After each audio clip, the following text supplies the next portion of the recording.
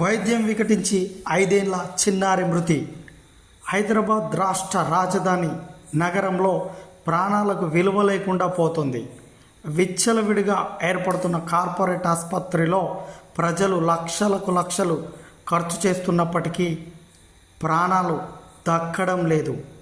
హైదరాబాద్లో గల Boduppal 13వ division Devendra Nagar phase 2లో దారుణం చోటు మరో శంకర్ దాదా సినిమా స్టైల్లో డాక్టర్ బాలసిద్ధు 5 ఏళ్ల చిన్నారికి వైద్యం చేయగా అత్యవసర సమయంలో అర్ధ గంటలోనే ఆ పాప మరణించింది. దీంతో ఆ తల్లిదండ్రులు ఆసుపత్రి ఎదుట ఆందోళనకు దిగారు.